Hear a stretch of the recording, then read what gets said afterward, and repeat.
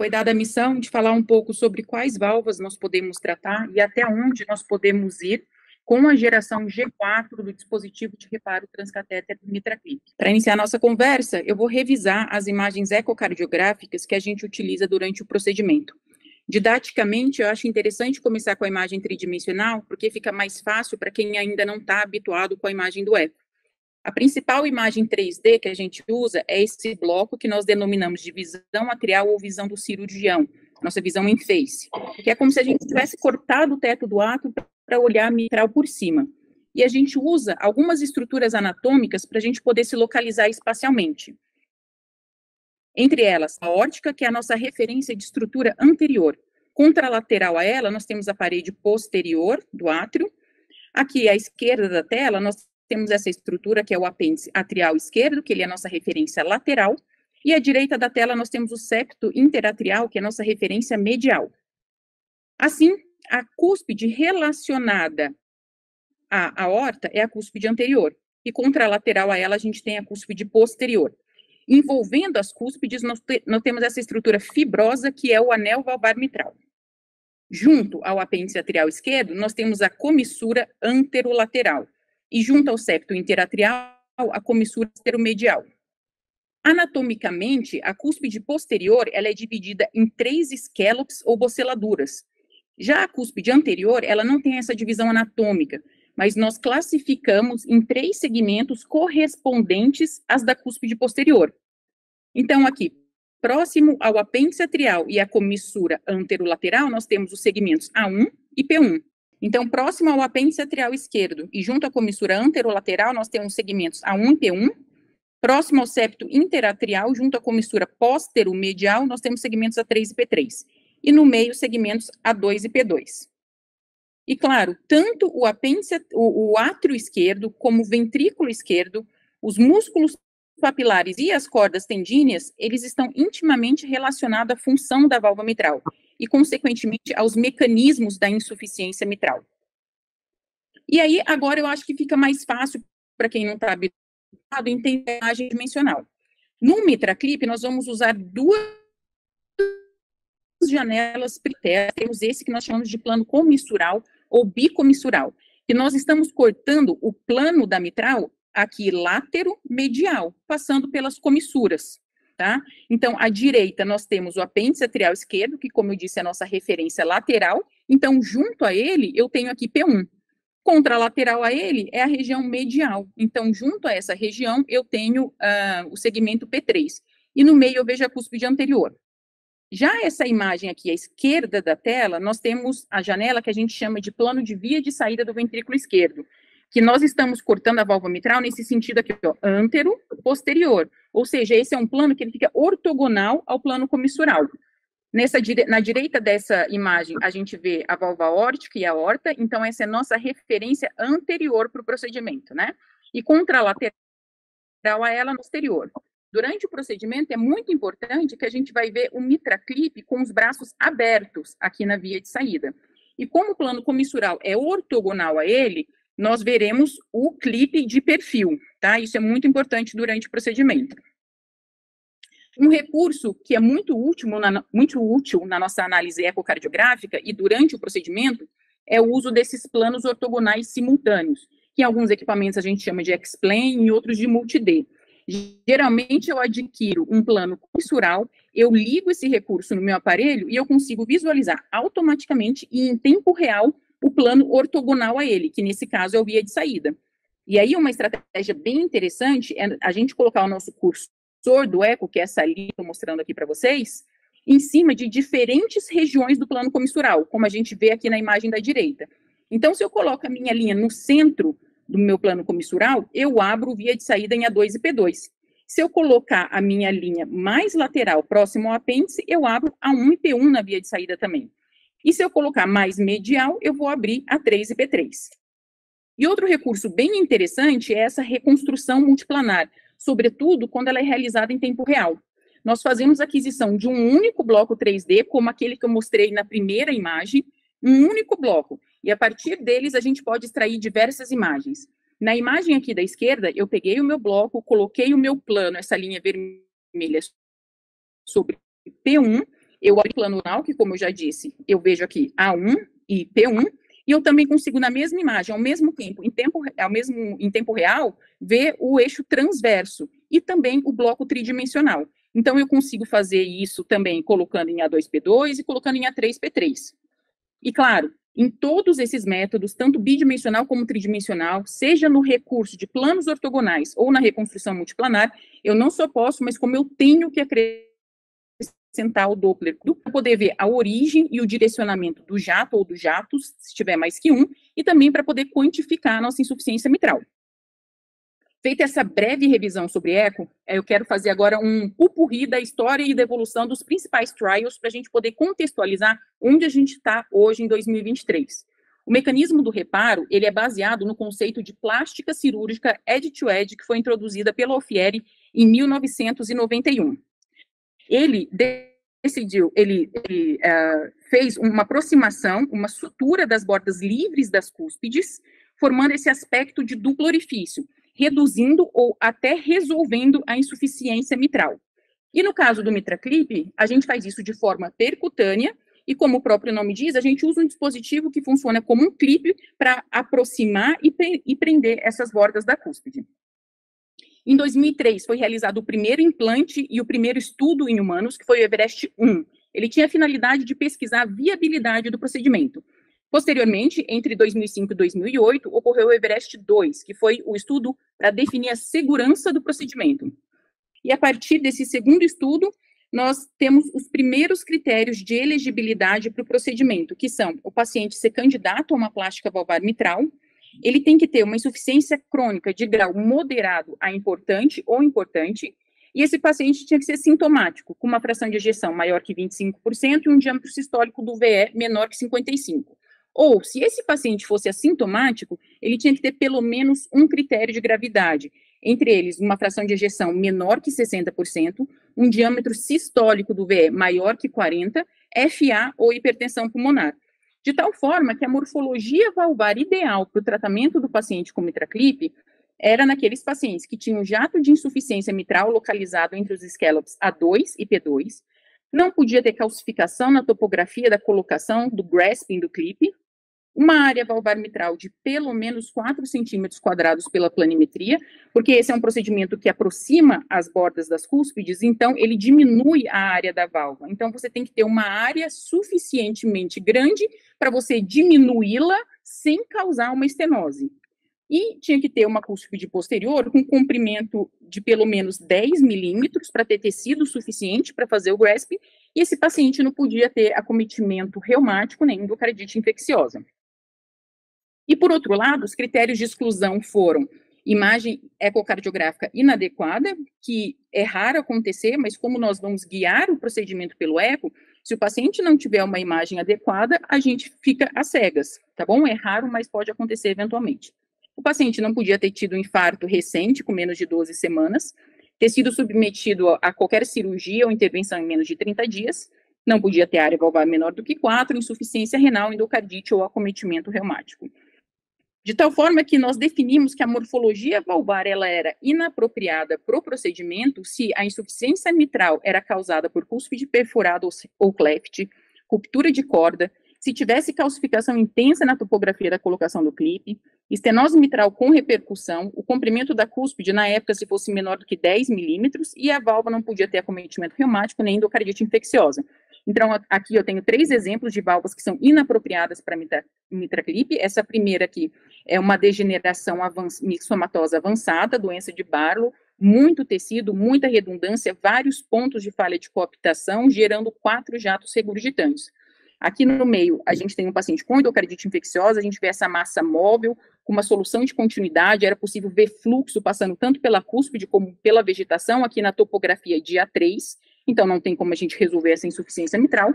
E aqui do lado, uma válvula com acometimento reumático, tinha uma insuficiência importante, mas veja, a válvula totalmente espessada, com calcificação, fusão comissural, gerando uma redução da área e, consequentemente, gradientes transvalvares elevados. Então, não tem como tratar essa insuficiência com MitraClip.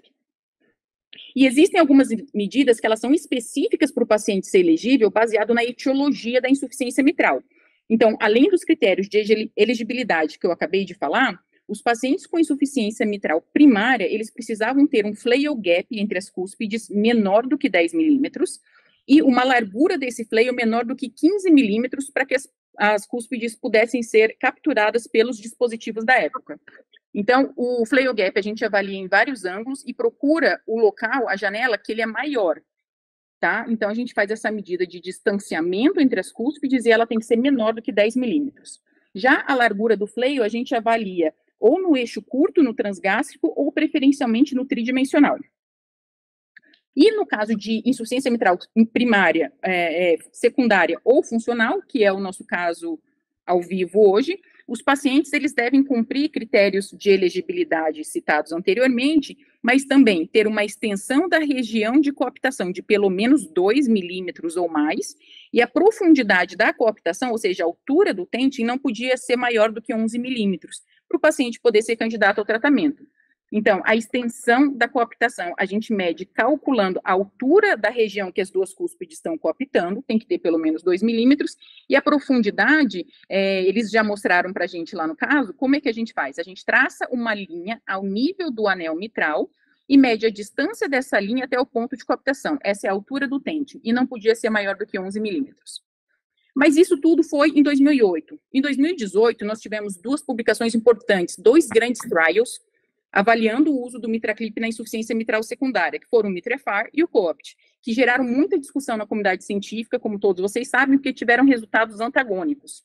E depois de uma avaliação mais destrinchada dos trials e de entendermos conceitos de insuficiência mitral proporcional e desproporcional, nós aprendemos que a gente tem que tratar o paciente que tem uma insuficiência mitral importante e tentar tratar antes do ventrículo ficar tão doente. Então, tratar uma insuficiência mitral que não seja tão significativa, que foi definida com uma área de orifício regurgitante menor que 3 centímetros quadrados, em um ventrículo que seja muito doente ou não tão doente, mas a insuficiência mitral é moderada, é um tratamento fútil, não indicado. Por outro lado, nós temos dados mais robustos em tratar uma insuficiência mitral importante em ventrículos menos doentes e menos dilatados. Isso vai trazer grandes benefícios para o paciente. E a intervenção, mesmo que a insuficiência mitral seja importante, mas no ventrículo esquerdo extremamente doente, é ainda um tratamento com benefício um pouco incerto. Mas hoje nós já temos a publicação do segmento de 5 anos do COPT, com resultados positivos. Então, no nosso paciente com insuficiência mitral secundária, ele está com tratamento clínico otimizado, incluindo terapia de ressincronização cardíaca, mas que permanece sintomático, a gente tem grande evidência de que o tratamento com MitraClip vai trazer benefício para esse paciente. E ao longo desses anos, houve uma grande evolução na tecnologia dos dispositivos, até chegarmos na geração atual, que a Bárbara mostrou para a gente, que é a geração G4. E ele foi implantado pela primeira vez no Brasil, aqui em São Paulo, em novembro de 2021. Hoje, nós temos 4 tamanhos diferentes de dispositivos. A Bárbara já mostrou, acho que não vale a pena eu repetir aqui. Mas, só para reforçar, para quem não está muito habituado, então, a gente tem o NT, que é o menor deles, ele tem braço curto e ele é mais fino, e a gente tem o XTW, que é o maior dos nossos clipes, que ele tem braços longos e ele também é mais largo. E, além disso, a geração G4, ela trouxe a possibilidade de realizar o grasping independente das cúspides, já que é possível a gente mobilizar os grippers independentemente. Como a gente vê nessa imagem, o gripper está apreendendo só a cúspide posterior e depois a gente vai fazer a apreensão da cúspide anterior. O ideal é fazer simultaneamente, mas em alguns casos desafiadores pode ser interessante essa estratégia. De tal forma, né, que com os novos modelos de MitraClip, nós ampliamos os critérios de elegibilidade para o tratamento. Então, a gente vai dizer que a válvula ela tem características que a torna ótima para o tratamento se ela se adequar nos critérios Everest, ou seja, aquela insuficiência mitral central entre A2 e P2, sem calcificação, sem corda rota, com uma área valvar mitral de pelo menos 4 centímetros quadrados, a cúspide posterior com pelo menos 10 milímetros, e a cúspide não pode ser muito espessada também. Se a IM for secundária, a gente ainda mantém como anatomia ótima o tenting menor que 11, e se ela for primária, flail gap menor que 10 e extensão do flail menor que 15. Mas com a geração G4, a anatomia ela também é considerada adequada se a insuficiência mitral tiver entre A1 e P1 ou A3 e P3, a válvula ela pode ter algum grau de calcificação, mas não na área que a gente planeja fazer o grasping. Tem que ter pelo menos 3 centímetros quadrados, eu acho aqui bem otimista, vamos falar 3,5 centímetros quadrados. A cúspide posterior tem que ter pelo menos 7 centímetros, 7 milímetros de comprimento, não mais 10, e pode ser um pouco mais espessada. E veja que nós já toleramos uma altura do tente maior, como é esse caso que vai ser realizado, e na insuficiência mitral primária, a gente também tolera uma largura do flail maior do que 15 milímetros. E aí, em centros com maior experiência e com grande volume de paciente, o critério pode ser cautelosamente expandido para válvulas com acometimento de vários segmentos, com calcificação parcial na área do grasping. O paciente ele já pode ter submetido a plastia cirúrgica prévia com implante de anel protético, mas ainda a gente precisa daquela área de pelo menos 3,5 centímetros quadrados. Dá para tentar capturar uma cúspide com comprimento a partir de 6 milímetros, e a gente já consegue também, em casos selecionados, tratar uma degeneração mixomatosa mais avançada, com cúspides espessadas, e também nos casos de cúspide com alguma restrição da mobilidade. E, nesses casos, além da altura do tente maior e da largura do flail maior, a gente também consegue hoje capturar cúspides com flail gap maior. Agora, o tratamento, ele é muito desafiador ou inadequado em anatomias mais complexas, tá bom? E a escolha de qual dos 4 dispositivos será utilizada, ela é bem individualizada, não tem como a gente falar tudo sobre isso nessa conversa, mas a gente pode debater isso um pouco depois. Atualmente, de forma geral, o que a gente considera? O XTW, que é o maior deles, como a primeira opção padrão, para a gente tentar otimizar a redução da insuficiência mitral. O NT e o XT, que tem braços mais finos, eles a gente pode considerar como opção para concluir o reparo, como um dispositivo adicional ao XTW implantado previamente. Assim como NT e XT, a gente também prefere para o tratamento dos jatos mais comissurais, ali entre A1 e P1 e A3 e P3. E o NT e o NTW, que eles têm braços mais curtos, a gente dá preferência para utilizar em cúspides mais calcificadas. Bom, dito isso, eu vou apresentar 2 casos rapidamente, só de pré e pós, porque o intra a gente vai ver ao vivo. Eu vou mostrar 2 casos que têm resultados bem diferentes. Esse primeiro é um exemplo de anatomia ideal.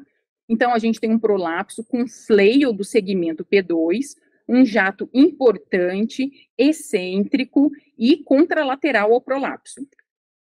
No 3D, nós confirmamos que é um prolapso localizado aqui em P2 e que os demais segmentos não têm nenhum comprometimento significativo, área valvar satisfatória, grande.